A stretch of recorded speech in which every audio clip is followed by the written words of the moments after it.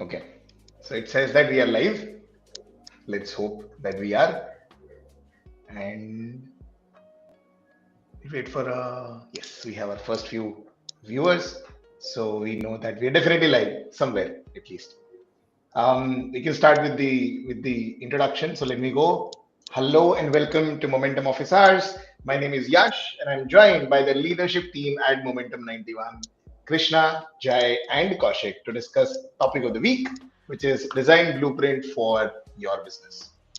Our goal is to provide you with actionable insights and practical strategies that you can apply to your own business. Throughout the session, we encourage you to engage with us by asking questions and sharing your thoughts. This is a fantastic opportunity to learn from each other and gain new insights that can help drive your business forward. Let's get started. Jai, Kaushik, Krishna, how are we doing today? Doing great. Good, nice. New start of the Yeah, year, full on energy for the Yeah. next year. First, That was the yeah, last stream. So this is our second Last stream year of was the to new year. now this last time forgot to mention about the energy. So this time, So energy also is there, and our New Year resolution still continues that we will still do the live. yes. So that's always good. That's good to know. But let's get started here, Kaushik. So services blueprints for your business. Let's start with the absolute basic question: what is a services blueprint for a business? Tell us about that. a service design blueprint is like the second half of what one would do after they do customer journey mapping. So let's say you're an organization and you have multiple things. This is something that we discussed previously also. Is that you have a lot of resources lying around with respect to your company. When I say resources, we are talking about different people involved, stakeholders involved, customers involved, platforms which are helping people, your own organization people to cater to the customers. Then processes that are in place that that one should follow within the organization. And we now you are at a scale where you don't have one process for at each stage. You have each stage pay at least 2-3 processes that are aligned, and there's a lot happening, right? So service blueprinting is basically would help you to map this out from a bird's eye view with respect to at an organizational level, and then would help you to understand where something is happening wrong. Is there a place where a process need to exist but there isn't a process that's in place, or is there a need for a platform that needs to be built over there that could make the work for people who are involved in the organization, that are your employees, cater your customers better? Are those systems are in place? There could be situations where sometimes they are not in place, and sometimes, not sometimes, most of the times they have systems in place but they're not talking to each other, which again leads to inefficiency within the organization. So service blueprint is basically helps you to map your organizational structure, which involves all these items which I just explained.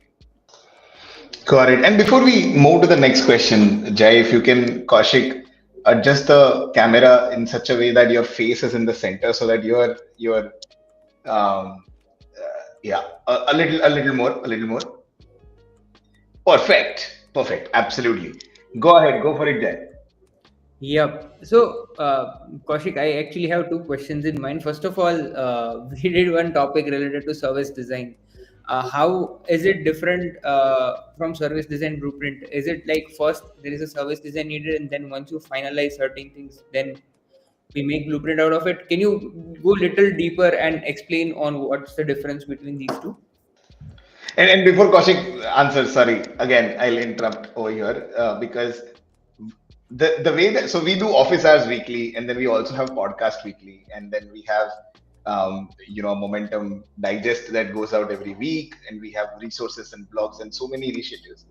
But the way that I didn't remember that we've already done a topic that's close to this. The way that I realized that we've done this topic is because when I was scheduling this in our streaming software, almost till the, like, when I was writing the title till the end, there was an autocomplete drop down that was always there. And so I was like, oh, how does this software know that this is the topic? And then That's when I saw that, oh, there's already a stream that has happened on this topic. So Kaushik, please defend yourself as to why did you choose the same topic. Yeah. Actually, after that particular stream that we had, we did have a lot of people asking us about how exactly does one, go about doing service design, right? Like it's like explaining what is UX design, but that is a huge area to cover. What is the next step? What is the byproduct? So you can think of what we are trying to do is a much more detailed way of. So we know that blueprint need to be done, but how it needs to be done, how the things need to be executed, what needs to be planned, we haven't discussed that in that particular thing. Let me share my screen just a second. I would like to showcase something.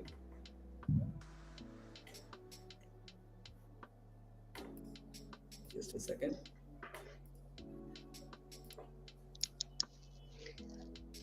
Could you see my screen? I'm just bringing it up in the stream. Just give me 1 second. Yeah. Yes, we are able to see your screen. Yeah. So I think in the last stream we discussed about something where I have showcased all these slides and we discussed about this particular blueprint. But how does one even go about arriving at this blueprint is something that we haven't discussed. How does one go about mapping it? We just directly said that this is the mapped outcome. But the process to do it is something that I wanted to discuss much more further in detail, because that clearly emphasizes how to go about mapping it such that you can know why you should do it also in the same place.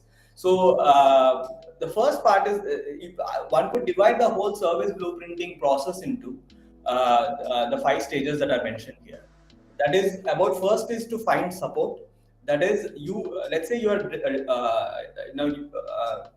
we in Momentum, we have the entire service design domain that helps businesses to do this exercise that we are talking now. What we try to do is we engage with the businesses and try to create a cross-disciplinary team with them to find support where we can manage how to map these different stakeholders and products and processes involved in it. That is, for example, let's say if you have a retail store, right? Now you would have hundreds of retail stores at different places. Now it is you need to create and put systems in place such that we as people who are service designers could engage with the retail store level employees who are over there and try to understand what are the existing systems that they have and map them.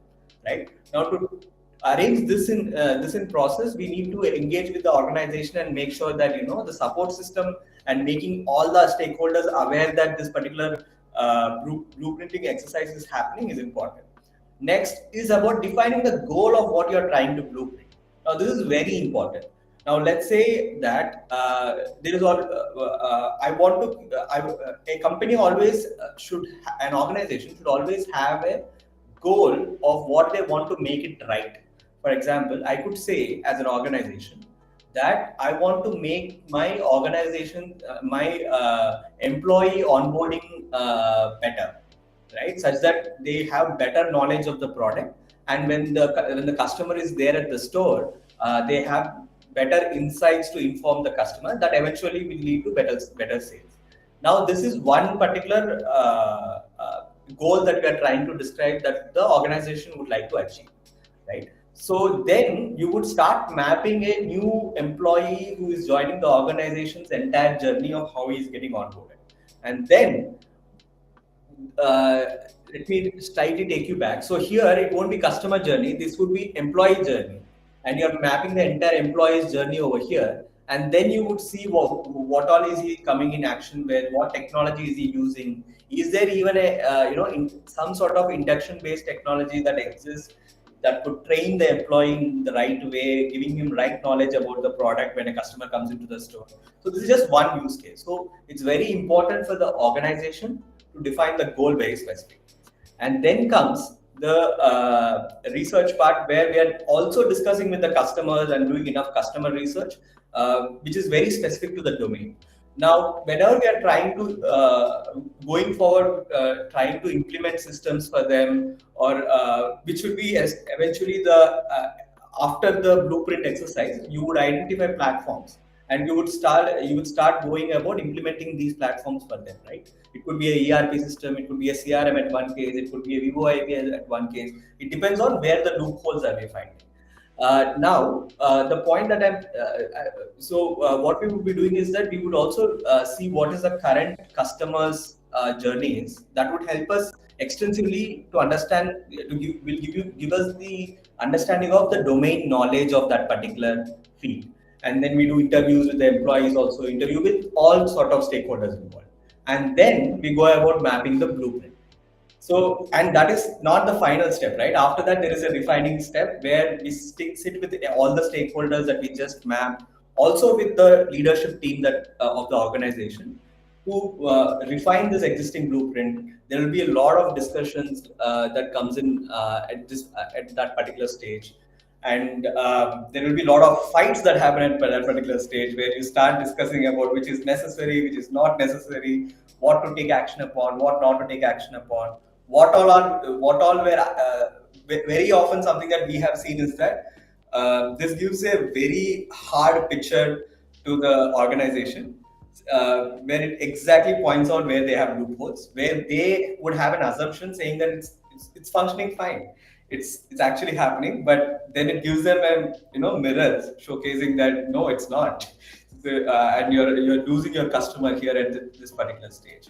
So the whole point, answering both your questions in a way, is that what we are trying to do is, we know blueprinting needs to be done, but how does one engage with the organization, collect all this data, then map it, and then sit together to create the blueprint, refine the blueprint, and also eventually give them suggestions about how to go about implementing these platforms that would help them to do, is essentially why we are having this discussion. I think I try to put up a defense here, but yeah. It's a fairly strong defense. I think people watching would agree for sure. Jay, but Jay, are you happy? Of course. I Okay, mean, got it. yeah. Good answer, right? So, and before we move to Krishna for her question, let me take a moment and introduce. We have Krishna today, who this is her first office hours and first live. She heads all of our tech and engineering initiatives at Momentum. Everyone who builds products, everyone who implements what Kaushik is talking about, hands on.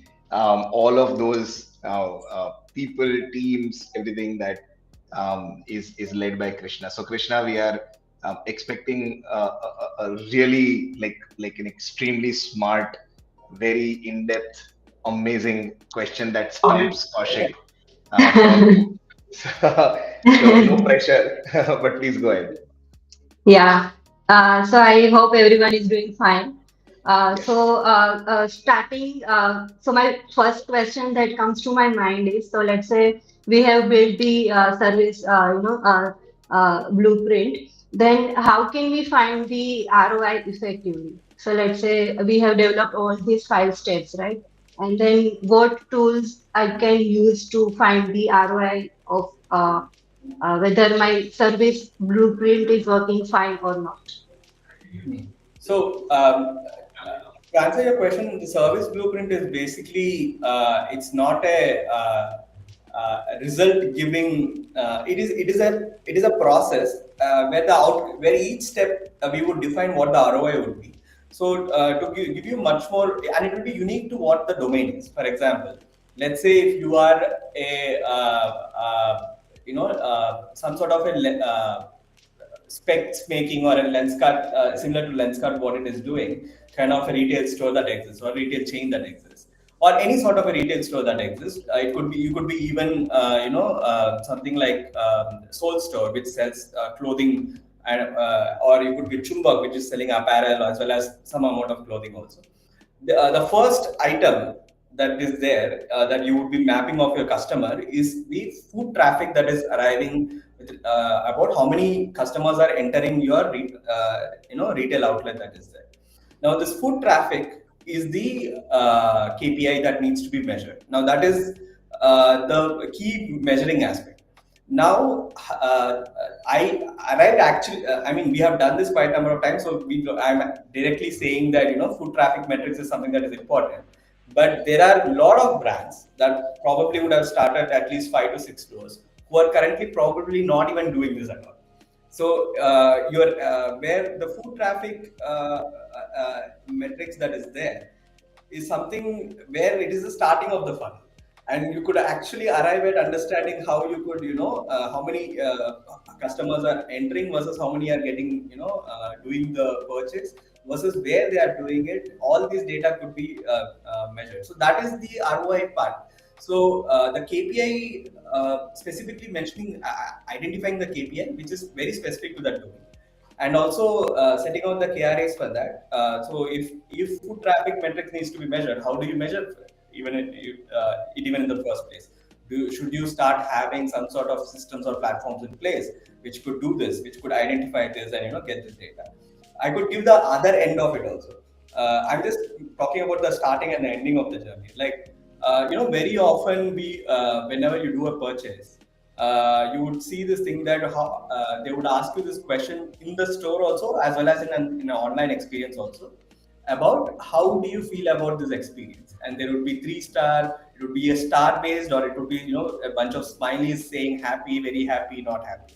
The reason for why this particular question is asked at the end of the journey of a customer is to calculate the net promoter score that you could use at the end, that you could that helps, the score helps you at the end of the day to create different cohorts of your audience. Let's say that I have given amazing, or if I have given just 2-star, then I know that the person who gave amazing, I could categorize them under the cohort of a loyal customer, and I could give certain measurement to that particular star value that is there. And then I could target my campaigns and all my marketing strategy focused on that customer more, because I know that I could have a recurring case built over here, built over that particular customer cohort, and I could always target them with new arrivals, or I could make it more targeted. So now, if we didn't do the blueprint exercise, and let's say if an organization exists and we did this blueprint exercise and we identified that this particular detail is not being asked from the customer end, or that particular screen has not been made in their in-store POS systems, whatever exists, right? So how would I know what category of customers or cohort of customers I have? How do I know whom to target and whom not to target? So these are the very specific ROIs that you could arrive at, which is an outcome of your blueprinting exercise. Okay. Yeah. So that is So, good. so good. Yeah. So one of the things that we see as a challenge is that, let's assume that I'm running let's say a $20 million run rate business, and we have 60-70 people team, manufacturing sort of a setup, right? I see all of this, and it is extremely, how do I say it? It is extremely intimidating, right? When I see that, okay, this is where my business is, and this is the direction in which my competitors are going. Um, and just to take this initiative, to start off, to kick it off, to be able to transform, because the whole company needs to transform, right? They will have to change the way that they've been working over the last half a decade, maybe even more. How, how do I start? Like, if I want to start small, and if I want to see whether this is for us or not, how do I start small and see whether this works or this doesn't work? Like, what part of the journey do I attack and build my POC? How do I go about it? Yeah, that's a very important question, because we are talking about. So I'll give a little story before giving reasoning for this particular thing. Is that in India, as well as at a global level, we have when the initial digital transformation or digital revolution happened, the quick capturers of the market were the ones who already had enough money to implement those systems in place, right? So we are talking in the early 2000s when the whole thing kicked off. Just like how in AI we are seeing that the large players always who have the enough funds with them to implement this picked it up very fast. But there are players who are also have similar kind of problems. We are specifically talking about SMEs and SMB sector, where who have similar kind of problem. But I mean, they might not have hundreds of employees, but they have 50 employees. They might not be processing thousands of invoices in a month, but they're still processing hundreds of invoices in a month. Now, the people there was always audience to cater to that segment, but there was not an audience to help these guys to digitally transform it. And this segment in every single continent, especially in continents like we are talking about, the African sector, the Indian, the Southeast Asian sector, who had most Geography, not sector. the geography. Uh, Thanks for the yeah, yeah. geography. We saw a lot of these companies got stuck, organization got stuck with this. Now, coming back to that question, the competition actually reminds them about the fact that they are left out very often. Uh, I mean, you are doing business. The money is coming in. You can see that customers are some or the other way interested in what you're trying to sell it to be a product or a service. But there is something that's going wrong in trying to convert them at the last stage. Either the purchase is not happening because the service that was being provided at the store was not right, or when the customers think of it like this: when a customer comes to a store, or any, and we are specifically talking retail with an example most of the times that I'm talking, because it's very easy to connect for the audience also. That's the reason. When customer is visiting a store, he has not made up his mind yet. He's coming, and your store is trying to convince him, or it is the stage where he's doing the research about your product in it. So it is extremely important of how your service is offered at the store. That is, and as well as how much knowledge of the product the employees who are in the store have, as well as how well are they able to sell it. Right now, this we can see that SMEs and SMBs or anyone who is trying to scale from that stage to a larger stage will start having these problems. And it's the competition which will constantly remind them the fact that my systems are not in place, and I don't have everything under my control. And another way is that every business owner wants to have that the dream one screen dashboard where they can control everything from, or that one platform from which they can control everything from. And the good news is that service blueprinting will help you to arrive at that platform. That is the best part about the thing, where the top level leadership team that is having will have extreme visibility about what is happening within the organization at different silo level. We could talk, and you could also, as a leadership team level person, you could say how each silo is affecting the other silo, how my marketing and my sales are not talking to each other, and how are they affecting, and where am I losing the effort as well as the money with respect to my my whole business, could be identified and could be solved specifically. That's exactly what we are trying to build here. And you cannot scale after that. There's only the only way for you to scale is to make sure that your systems are in place and are working, just like a well-oiled engine. So for your vehicle to move fast, the engine should work. So the engine should work. You need to service. You need to make sure that you service it and oil it properly. So that's what we at Momentum try to do with organizations. So we help them in this entire journey, identifying the pitfalls. And so at the end of the day, the byproduct would be a ERP system, and most of the cases, it is not just an ERP system that is established. There are multiple platforms which are built upon that, which talks to the ERP system and collects the data. And your ERP system is basically the one stop where you're trying to manage everything, sort of a situation. But yeah, it's mostly the competition, and then it's mostly the fact that they realize that they are losing money without even spending it fairly on the product. Now, where is it actually getting lost?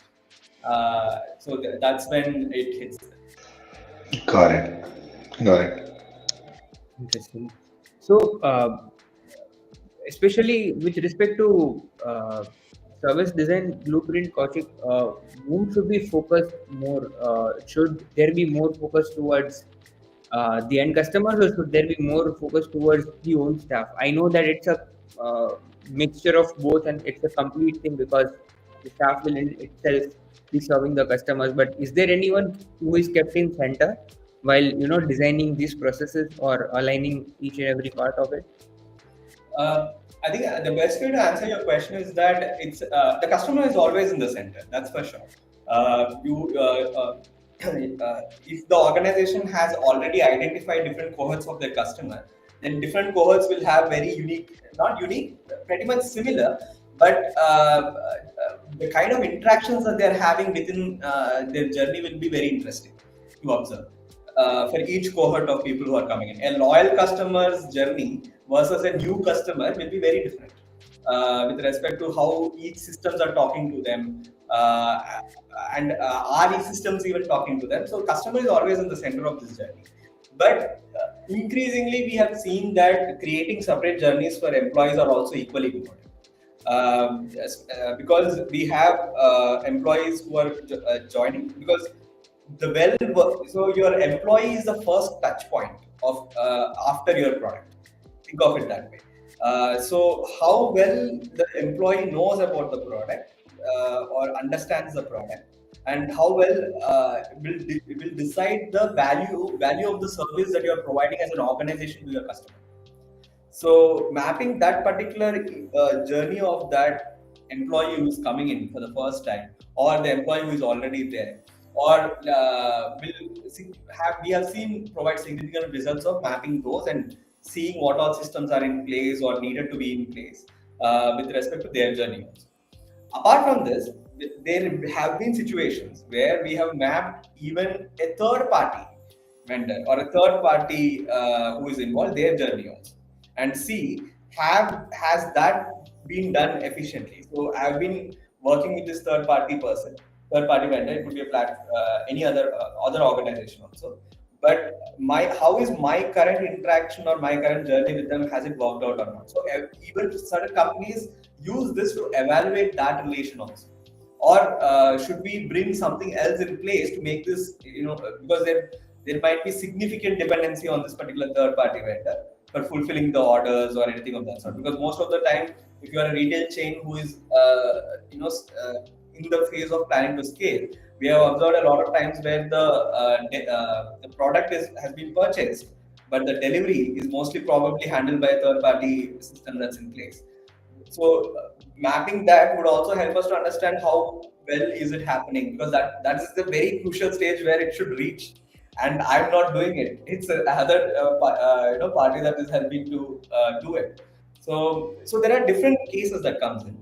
This brings back to I think the best way to answer this question is that it brings back to this one point, that what is the goal that you're trying to achieve by doing your service as an organization? Are you saying that no, there are a lot of you can't solve all problems at the same time? Obviously you have to solve it phase by phase. You're saying that I have a huge problem with my customers journey, my customers are not getting converting, my customers don't even have clear knowledge about my product, then customers should be your center of your entire journey. Or then let's say that no, I have customers who are coming in, I have a recurring set of customers who know about my product and coming in and visiting my store and buying at a usual or at a regular time interval. Then, but it's the employee who I have I need to set up my I have hundreds of employees spread across n number of locations. I don't know. I don't know which employee is at what store doing what. So how do you handle this situation? It's like I said, he's the first. He's literally like the hands of your organization. He's the first person to reach out. So then that becomes a priority. So it's about defining the goal, about what problem do you want to solve first as an organization, and then the service designer or the organization like us would come in and help you more efficient, identifying there and work at more and we can also optimize for speed at a much more better way when we clearly know what to hit for. So that does indicate that, especially when you are looking forward to, have service design blueprint implementation, you need a consultant at least who can just first guide you on your path, rather than it's not a templatized thing where you just have to impose this, set of things or services. It's more about a customized solution based on your needs. So your needs to be defined, and then whole processes can be aligned accordingly. Yeah, exactly. There is a slightly a template. Like for example, I can show you the template that you follow. Do you see my screen? 1 second. No, I cannot bring it on the. Can you share it again? Yeah, sure. Yeah. All this while, were you on that screen? Because it was not on the stream. No. I was just trying to open it. Got it. Yeah. Yeah. Could you see it now? Yeah, 1 second. No, I just bring it. Yeah. Yes, we can see it now. Yes. Yeah. So, for example, this is an Excel sheet that is there where you could see that this is like a templatized version of it where you could basically say the way it is arranged is that the phases are basically could be different phase of your customer. Let's say customer is whom you are trying to manage. The phase one would be where he's trying to know about your product. Phase two could be where he's trying to do research about your product. Phase three could be him he's doing the purchase. Phase four could be after purchase. It depends on the stakeholder that we are trying to map.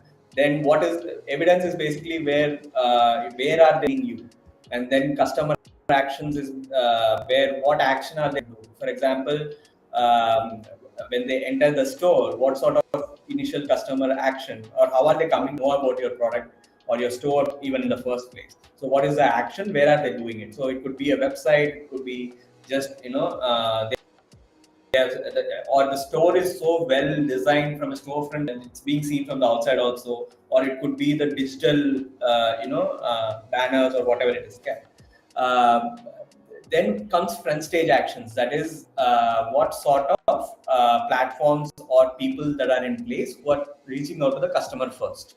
For example, at a stage where, let's say that I'm doing a purchase, and in that stage a POS system should be in place. So now what sort of but at the same time, just a second. Yeah. At the same time, when the customer is just looking around in the store, there should all the people who are in the store trying to help the customer to make the decision should also have another tablet. You might have seen this very often. They would have a tablet or something where they are they also have the entire product information across all the stores. So you might be having something in stock, not in stock, but when the customer says that, oh, but I do need it right now and I like the product, you don't want to lose that customer. So you don't immediately run to the the billing kiosk POS every single time. Rather, you have an in-store POS which everyone has access to. That is, every employee in the store has access to, who can quickly see through it and give them the right information on this. So these kind of things, identifying them would come at different phase level. So this is templatized, but like you mentioned, we can't say that this is exactly how every customer, every domain is gonna experience it. Within Correct. how Zara's customer would experience Zara store versus how someone who is visiting Soul Store, which is again in the same clothing retail domain, but the way both the stores are experienced and the systems are in place and the services given is very different. You feel it different, right? Because it is done differently. Zara at a scale, the scale at where they have done these kind of exercises at an extensive level, and they belong to a huge chain of other brands too. So there's a lot of shared knowledge that comes from that too. But whereas so which started from, it's a very different use case at Soul Store. People know Soul Store more from an online presence rather than an offline presence, and suddenly when they see an offline retail store, they are more interested in seeing that, right? There is a factor built around it where they want to see that offline store. What does it have? So now they have to outperform their own online experience in the retail store. Which means the service given by the employees involved should be at that range and that level. And what systems do they have in that in place to give that sort of experience to their customer is again a question. So there is a template, but no experience can be a template. That's the point. Yeah, So Jay, while I was listening to this answer from Kaushik, I got answer to another question. I mean, which is very separate, which is like absolutely different from what Kaushik was talking about. But when he was sharing the screen, I sort of started to realize that when you and I go in for our consulting conversations, right? Which are the first conversations that you and I have with our prospects.